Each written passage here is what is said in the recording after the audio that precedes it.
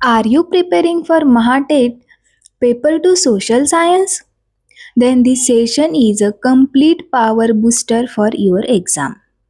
आज आपण पाहणार आहोत सामाजिक शास्त्राचे वन लाइनर्स, ज्यात हिस्ट्री, जॉग्रफी आणि सिव्हिक्स तसेच इकॉनॉमिक्स हे सगळ्यात इम्पॉर्टंट प्रश्न आपण आज कव्हर करणार आहोत. ही सगळी क्वेश्चन्स एक्झाममध्ये डायरेक्ट येणारी आहेत, म्हणजेच last minute revision plus concept clarity या दोन्हीसाठी हे प्रश्न तुम्हाला महत्त्वाचे आहे. So without wasting time let start your MAHATET smart preparation with Archana's teaching hub. प्रश्न: भारतात आर्याचे आगमन कोणत्या काळात झाले? उत्तर: इसवी सन पूर्व 1500च्या सुमारात ऋग्वेद काळात आर्याचे आगमन झाले. प्रश्न: मौर्य साम्राज्याचा संस्थापक कोण? उत्तर: चंद्रगुप्त मौर्य, मदतनीस चाणक्य आणि कौटिल्य. प्रश्न: अर्थशास्त्र हा ग्रंथ कोणी लिहिला?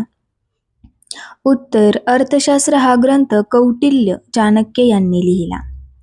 प्रश्न: गुप्त काळाला सुवर्णयुग का म्हणतात? उत्तर: गुप्त काळाला सुवर्णयुग कला, साहित्य, विज्ञान व व्यापाराची प्रगती झाल्यामुळे म्हणतात. प्रश्न: छत्रपती शिवाजी महाराजांचा राज्याभिषेक कधी झाला? उत्तर: 6 जून 1674 रोजी रायगडावर छत्रपती शिवाजी महाराजांचा राज्याभिषेक झाला. प्रश्न: अष्टप्रधान मंडळातील मुख्य प्रधान कोणास म्हणतात? तर पेशवा यांना अष्टप्रधान मंडळातील मुख्य प्रधान म्हणतात. प्रश्न: 1857च्या उठावाचे तात्कालिक कारण काय होते? उत्तर: एनफिल्ड रायफलच्या काडतुलासा गाय व डुकराची चरबी लावली होती, त्यामुळे 1857चा उठाव झाला. प्रश्न: केसरी व मराठा ही वृत्तपत्रे कोणी सुरू केली?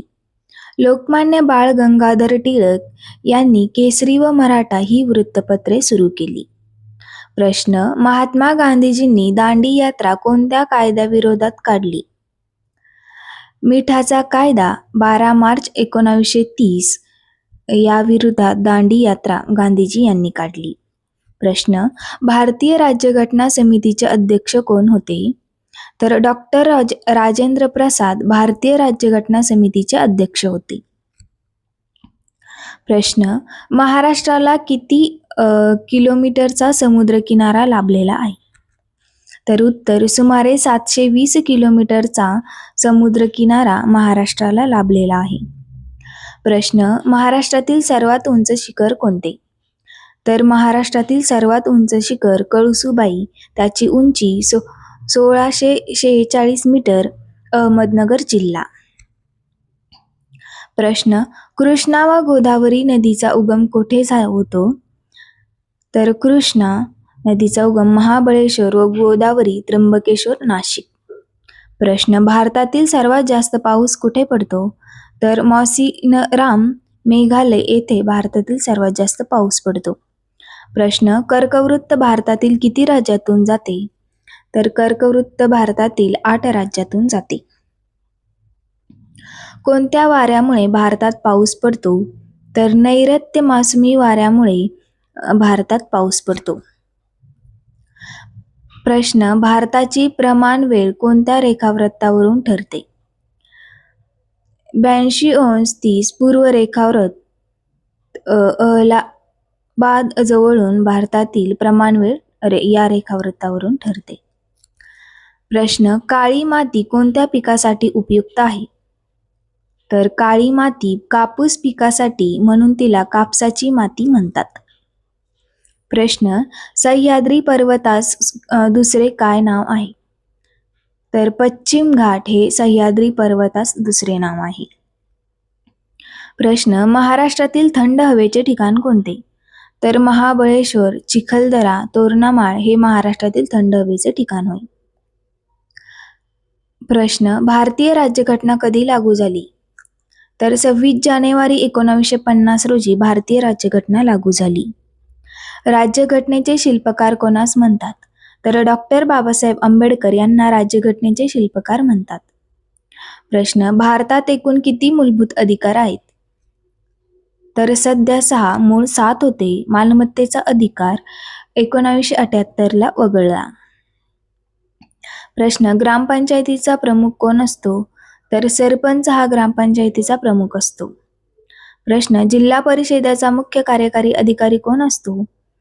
तर उत्तर, IAS दर्जाचा मुख्य कार्यकारी अधिकारी CEO हा जिल्हा परिषदेचा मुख्य कार्यकारी अधिकारी असतो. प्रश्न, लोकसभा व राज्यसभेला एकत्रित काय म्हणतात? तर लोकसभा व राज्यसभेला एकत्रित संसद असे म्हणतात. भारताचे पहिले पंतप्रधान कोण? तर भारताचे पहिले पंतप्रधान पंडित जवाहरलाल नेहरू. प्रश्न, निवडणूक आयोग ही कोणत्या प्रकारची संस्था आहे? तर घटनात्मक स्वायत्त संस्था ही निवडणूक आयोग ही या प्रकारची संस्था आहे. प्रश्न, मागणी व पुरवठा हा नियम अर्थशास्त्रज्ञ कोणी मांडला? ॲडम स्मिथ यांनी मागणी व पुरवठा हा नियम मांडला. प्रश्न, भारताची मध्यवर्ती बँक कोणती? तर भारतीय रिझर्व्ह बँक RBI ही भारताची मध्यवर्ती बँक व तिची स्थापना 1 एप्रिल 1935 रोजी झाली. तर मित्रांनो, हा होता महाटेट पेपर 2 सोशल सायन्स म्हणजे सामाजिक शास्त्रे 1 लाइनर रिव्हिजन सेशन. जर तुम्हाला असेच exam oriented notes, PYQs, MCQs आणि फुल टेस्ट सिरीज हवी असेल तर चॅनलला सबस्क्राईब करा, बेल आयकॉन दाबा. तुमच्या प्रिपरेशनला नेक्स्ट लेवलवर घेऊन जाण्यासाठी डेली प्रॅक्टिस आणि रिव्हिजन खूप महत्त्वाचे आहे. लक्षात ठेवा, consistency is the key to success.